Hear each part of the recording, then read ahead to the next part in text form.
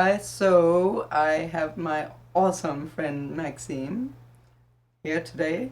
He's just had an exhibition of the most giant crystals I've ever seen in my life. Actually, bigger than a human. And it was amazing to get to spend time with these crystals. I sat on an amethyst throne for that like encompassed me for like 20 minutes, and I honestly feel like I was tripping out for a week after. But I'm super sensitive. But we're gonna talk about what crystals are Yep. and how come they can heal. Like, what is it that makes them able to heal? So, as far as I can understand, crystals can receive and transmit human emotions and thought, and they're also very very stable in their vibratory field, in their Mm-hmm. electromagnetic field. Yep. So in order for us, our emotions are very malleable and Yeah. easy to move around. These stones can really like give stability, and hopefully you can explain how to work with these crystals. Yeah. And first of all, how would you describe a crystal? A crystal. Well, I think first of all, thanks for having me. It's my pleasure. Yeah. I love you. I I love love this you this whole too thing. so much.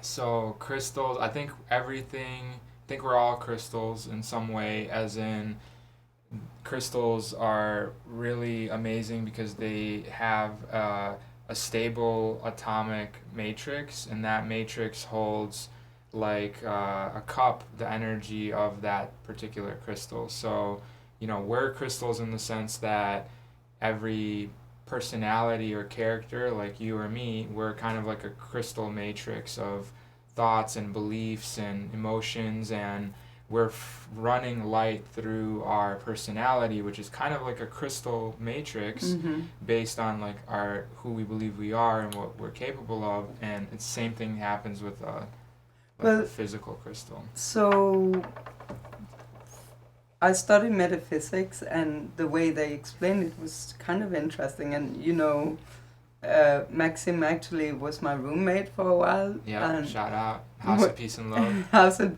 we did a community called House and Peace and Love, and but the main thing is we had like studied the same metaphysics, and it's something called the law of one. But they explain that really like what we are is 70% water. Now, water carries a blueprint for consciousness that creates other consciousness, or other blueprints. So, since we're 70% water, water is carries memory and consciousness, it is imprinted by our thoughts. So, if you're thinking positive, loving thoughts, the water within you will start to reflect that through sacred geometry. And a crystal is kind of a solidified piece of water, if that makes sense. It carries memory. Yeah, so yeah, crystals, for example, they'll carry um, they'll carry the energy of the earth within them. So it's like it's one of the closest things non-physical to the non-physical, because it's like it's just Electromagnetic. yeah, like It's a it's like vibratory. the closest thing to a non-physical energy, basically. It's Mm-hmm. like energy that's just got physicalized. It's so pure, crystal. So you asked like how does a crystal help, how does it store energy and stuff. So these things are they, like I said, they have a specific matrix, and that matrix, like you said earlier, it holds So when you say matrix, do you mean like like an actual programming? yeah, well, Oh. like the crystal, like every crystal is different. So like here's an amethyst, here's like an emerald, and for example, emerald has a different atomic matrix at the cellular level, at the atomic level, than an amethyst crystal or like a rose quartz crystal. And the matrix is based on sacred geometry. So at the atomic level, it's a really solid um, like combination of atoms that create the sacred geometry, and that Mm-hmm. sacred geometry is holds the flavor of the crystal. And what happens is when, like I was saying, we're crystals, right? So our matrix, our crystalline matrix, it changes based on like how we view ourselves. The emotions, our perceptions. Yeah, what we eat. Exactly. Raw live food. Yeah. Very much affects, because that is water, and that is carrying a blueprint for positivity or negativity. Yeah. So crystals, they don't change their atomic matrix, which is really great, because when you are in flux in your emotions or your thoughts or what's happening in your life, like if something is challenging in your life, your matrix can shift. So like you could take on a negative belief and that'll bring your vibe down. Yeah. But a crystal will keep the structure and it will just continue to put out that frequency. So when you hold a crystal, it kind of creates harmony with your field. So like the way to connect with the crystal is just to have it within 3 feet of your energy field. So everyone has energy field, which is called the aura, and it has all the changing, emotions and thoughts that you're constantly, experiencing. The crystal also has an auric field, and that field does not change.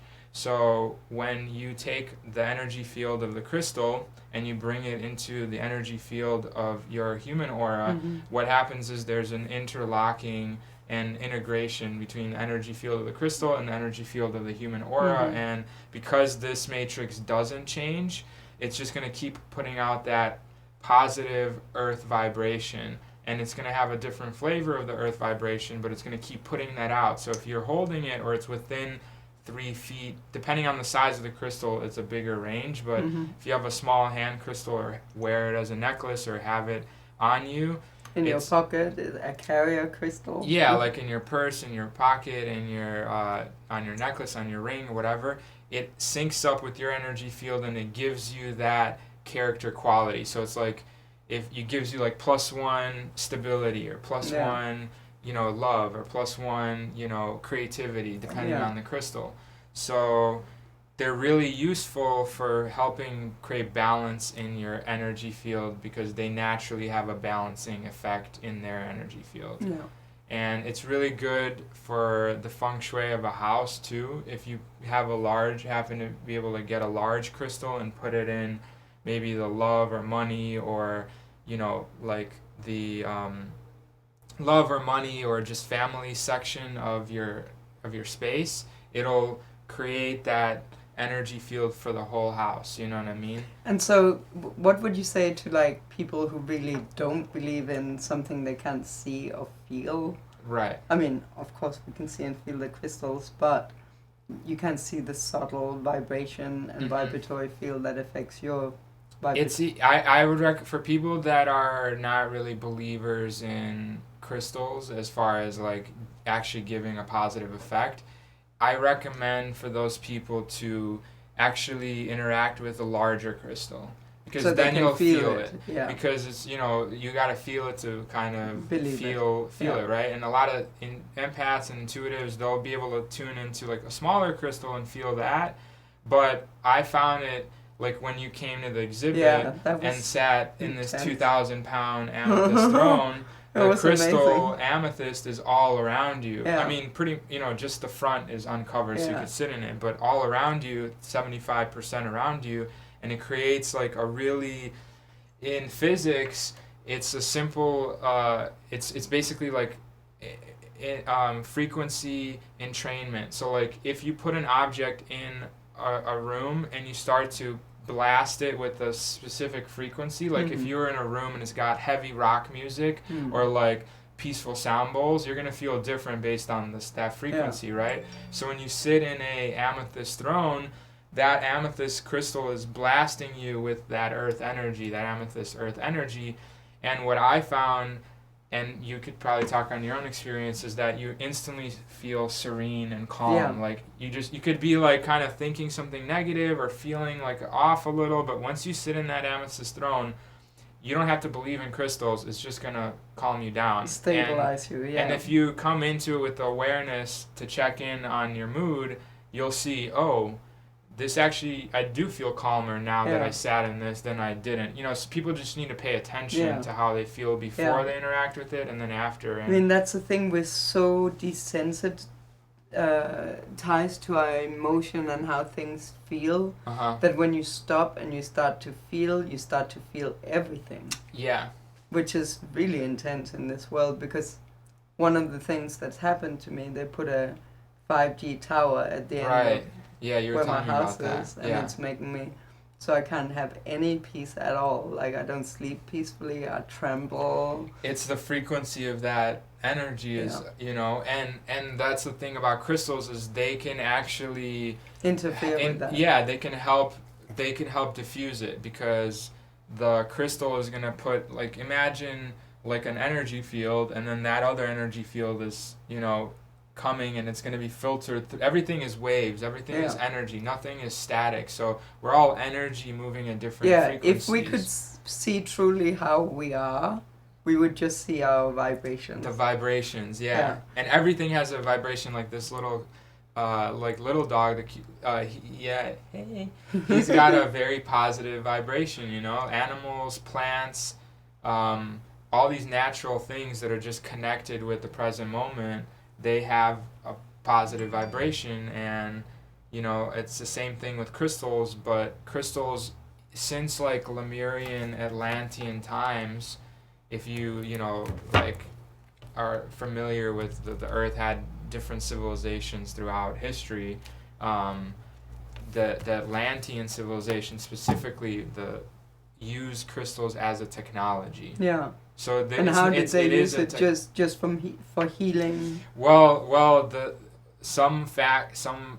a lot of that information was lost throughout the thousands of years since that civilization, because the earth is old. Well, the metaphysics we both studied actually says about crystal that very few people in fact, nobody in this world understands really how to work. How to access it. Well, here's a few ways that you can access the information in crystal, at least from my experience and experiments of working with them. And one of the ways is, and this is what they did in Atlantis, is the crystal has information in it, and the way to access it is by hitting it with the right tone.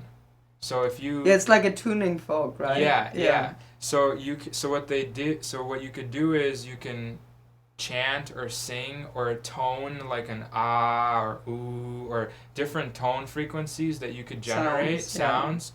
And because sound is actually a particle or a vibration, but we don't perceive it as that. So with the sound and I would say intention to access information, intention is like a key. I'd say that's the first thing, actually. Yeah. Your intention to actually access information from the crystal would be number one, because intention is what creates your reality. So if you do that and then you begin to tone or create a sound, that sound, a certain sound frequency will activate and kind of release that information. And you can also just hold the crystal and meditate with it, and basically like with the larger pieces or even smaller pieces, I recommend just being in a silent space and then not like using your rational mind to try to like figure it out, but like sit with the crystal with the intention and let the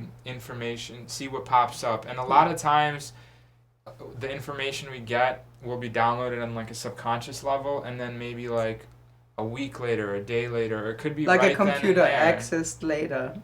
Yeah, and in fact, let's talk about like how there would be no computers at all, right, if it wasn't for crystals. Yeah, like there's quartz crystal that is in every cell phone and computer that you're using. All the smartphones, they're using quartz crystals.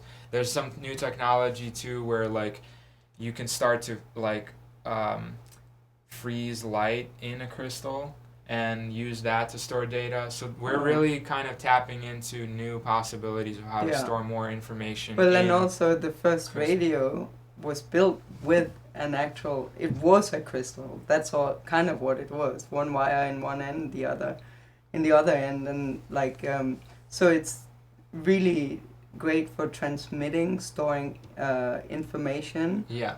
Um, conducting conducting energy too, like yeah. like copper is a crystal. Yeah, let's talk about like when you moved into my house, you actually brought something with you called a cloud buster. A cloud buster, and yeah. it was that was like a special creation. Yeah. It was wild, but it like literally made a hole in the like chemtrail clouds above our house. I saw it. Yeah. I was like, Maxim is crazy, but like it was always a little bit like a little hole. It creates like a circle, yeah.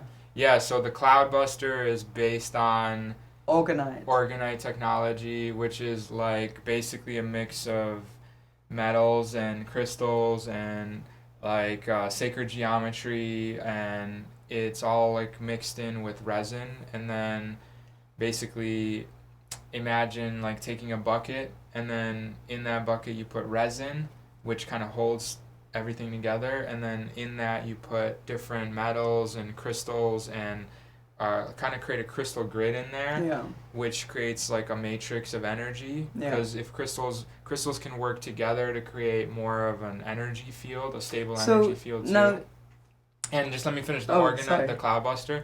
So then that created like an energy basis, and then there's these copper tubes that plugged into it, and then it basically kind of created an antenna of a large energy field antenna that worked with the crystals. The Organite specifically was like a technology that you can look up, and the science behind how it creates negative ions. Like it's negative ions are good for people because we produce positive ions. It's kind of like negative ions is what you get naturally from when you're in nature, when you're in the ocean. So put that, it's like a technology to generate negative ions, and it basically blasted up and created a good vibe. A good vibe. It created a whole, cleared the cloud, busted the clouds, created a circle. Here's the problem. I don't think it's gonna work on the 5G. It is extremely powerful. I feel it.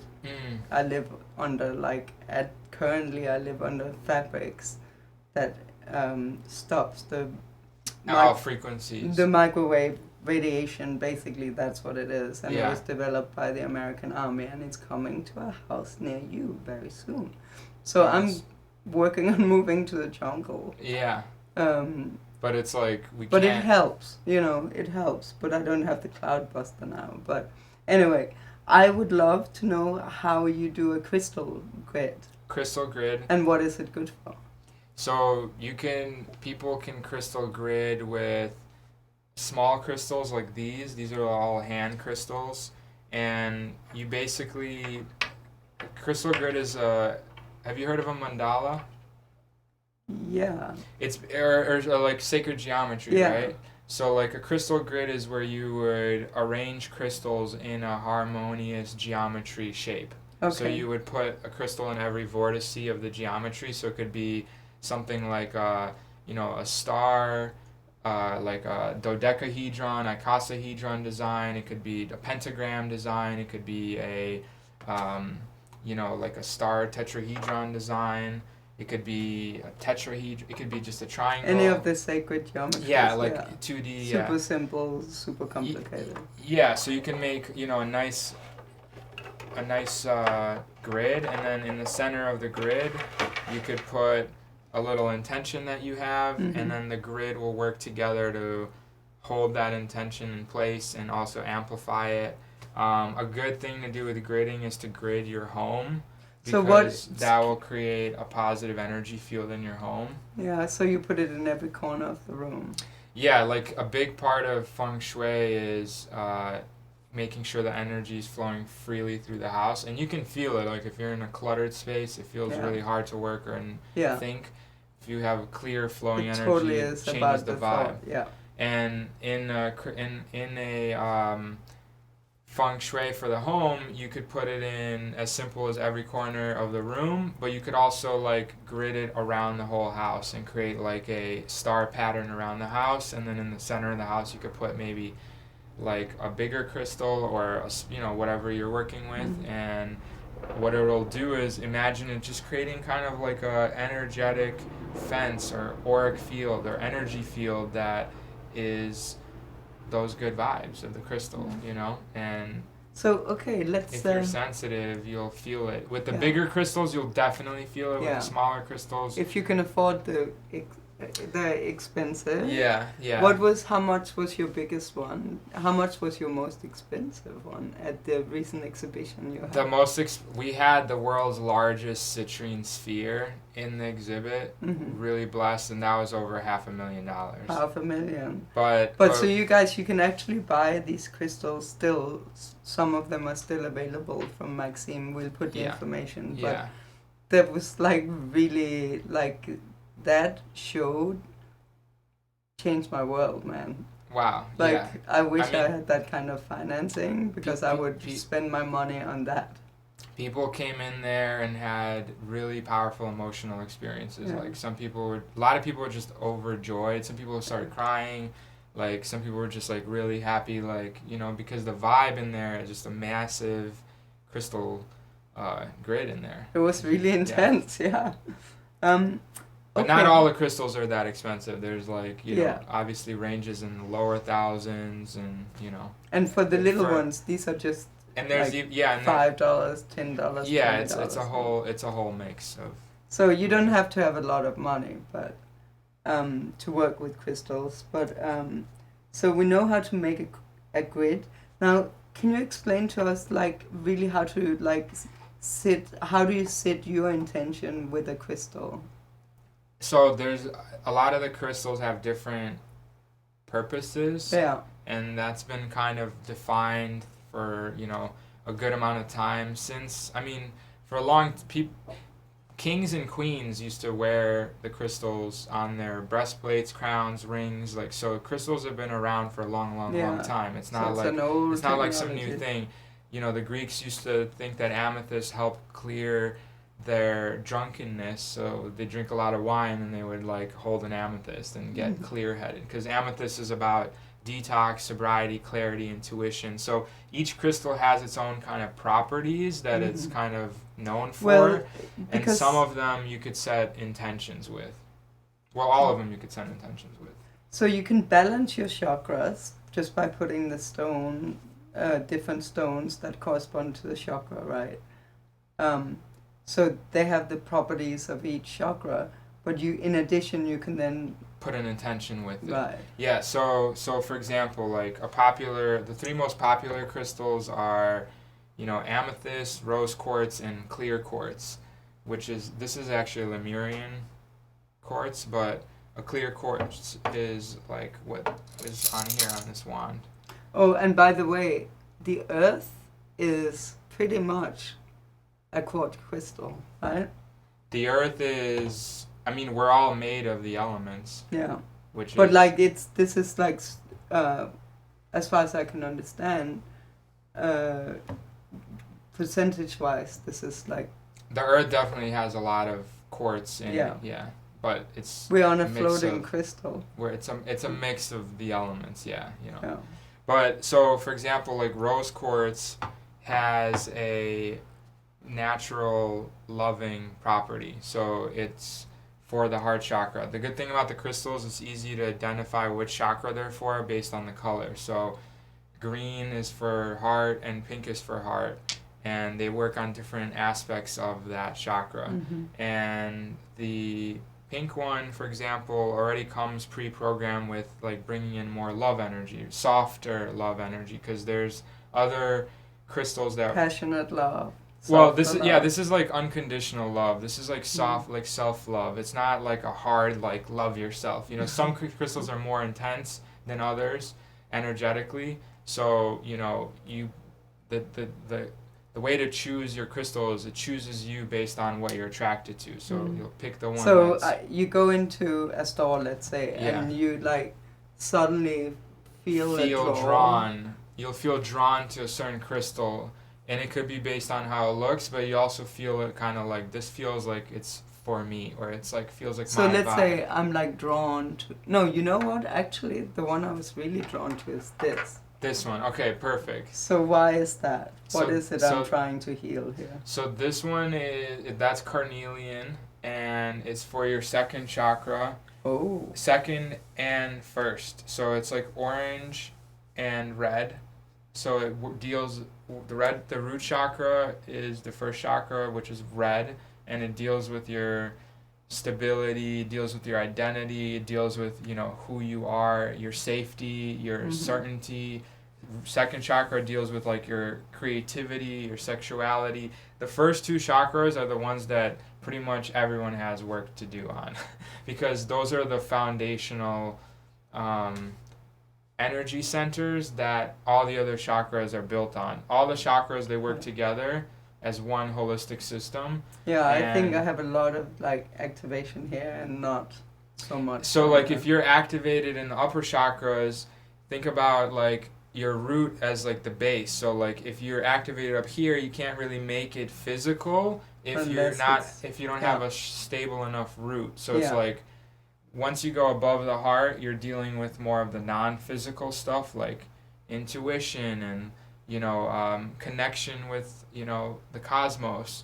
But lower, like heart and below, you're dealing with the like physical world, like your body, you in the body. It's hard for me to ground myself sometimes. Yeah, so that is really good with grounding, basically, and also, you know, grounding your spirituality, grounding your creativity in a usable way. So you'll like be drawn to it, and then how you could work with it is, you know, like maybe let's say you want to create a new project or you need to ground yourself more. Let's say your intention is to get more grounded in your body and feel more like, you know, like confident in your body or just grounded in your body so you could take action in the real world.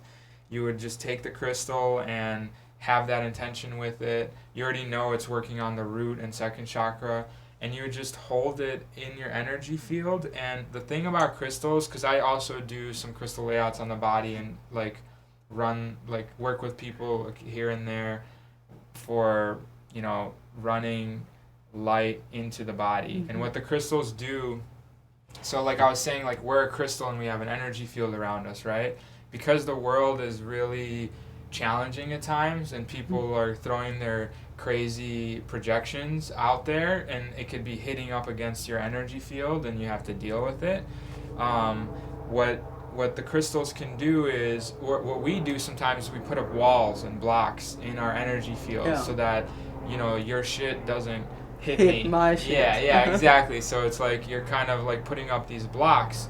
And what the crystals do, they're for protection, really, just so that you're kind of, so you don't get hurt. So you let the right vibration through, and but sometimes the walls, they block good vibes too. So sometimes these walls will keep out everything, not just bad energy, but good energy. Good.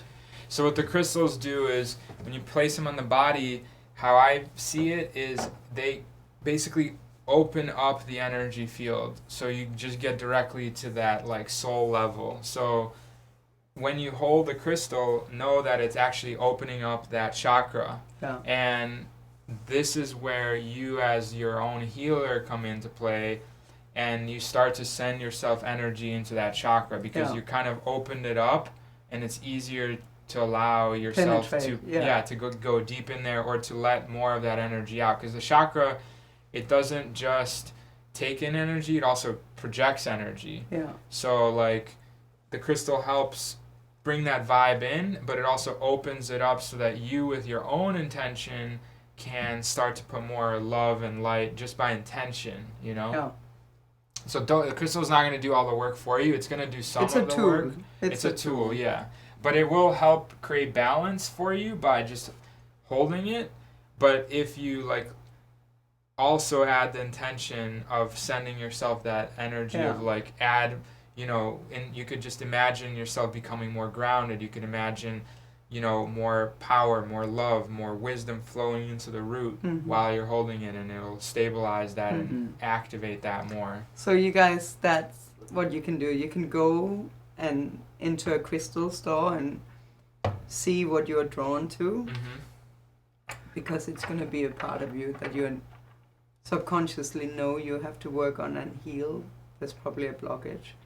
Let's say you find something like this, I imagine it's probably a throat chakra stone. Yeah, that one has Communication. that one has to do with throat chakra for sure. And what is that? That's beautiful. This is labradorite, and it's got some of that blue and purple, so it deals with your magic. Yeah, like basically like this stone is more about manifesting like your reality. So this helps you speak what you want into existence and also see the possibilities and So draw you can those manifest it, possibilities yeah. and then speak them into existence. So this is kind of a Well, good so magic. you can go to the store, get drawn to a stone, and by the properties of the stone, know what subconsciously you actually need to be working on a spiritual Yeah. level. Yeah. Correct. Because that's the thing with crystals is they really deal with primarily on the energy level. Yeah. You know, stuff you can't see, but everything from the energy level, if you change something on the energy level, the physical changes because Yeah. the physical is actually a reflection of the energy. Yeah. And our science is really already confirmed this, but it's more about like the collective being aware of it. Yeah. We're becoming more aware that it's the beliefs, the thoughts, the emotions, the ideas that we hold about ourselves that generate in a physical way. Basically, well, as you know, I'll always say about food, Yeah. it's the vibratory gut bacteria field you're creating internally is going to reflect the world back to you Yeah. as to how you are feeling on the inside. Yeah. So it's like everything you feel on the inside, if you can create a good internal feeling with love and positivity, that's the reality that's gonna reflect back to you. If you feel negative thoughts and limited possibilities, that's what's going to reflect back to you. Yeah. So it's really important how you feel. That's Yeah. why the nutrition is the first step, because that's your water, and the water is a vibratory field, and you're 70% water. So Yeah.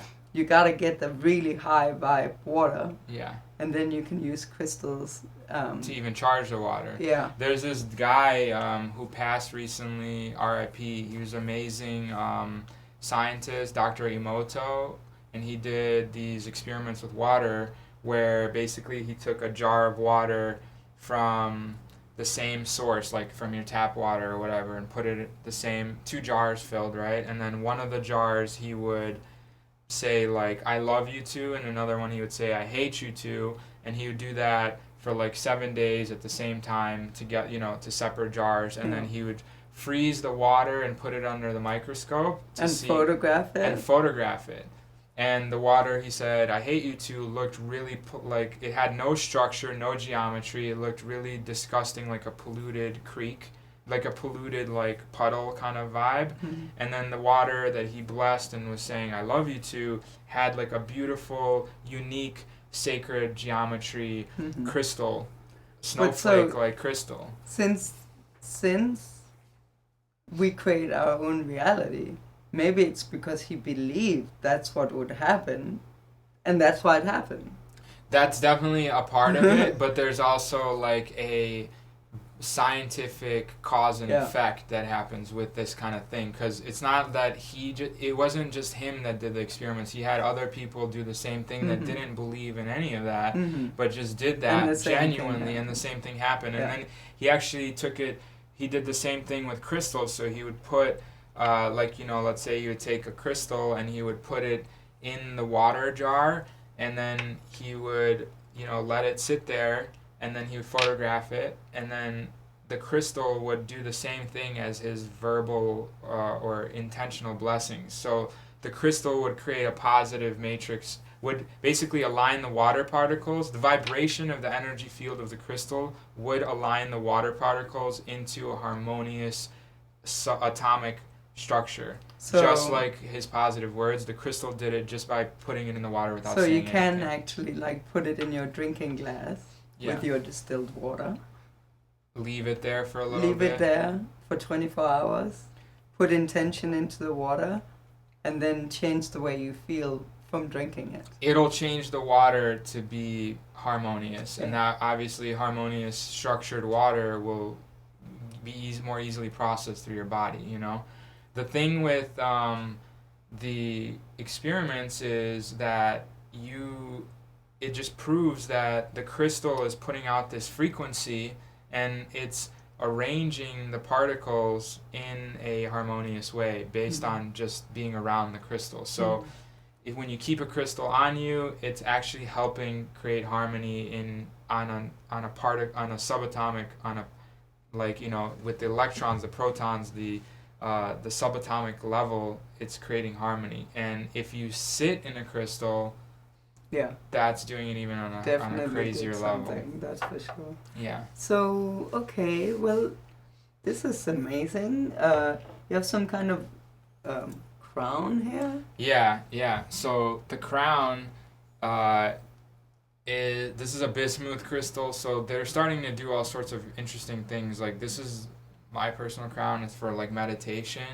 Put it on top, and you're basically like activating the crown chakra. This is actually a crown chakra crystal. Wow. And here's the smaller version of it. Uh-huh. And it what it does is This is so it's a natural mineral in the earth, and then when it cools down, it grows in this Fibonacci sequence naturally, and it's for activating your connection to, you know, different, to the cosmos basically, in life, That's amazing. interesting dimensions and things. But And then you have some kind of staff here. this is my crystal wand. This is also a kind of a healing tool for like energy work.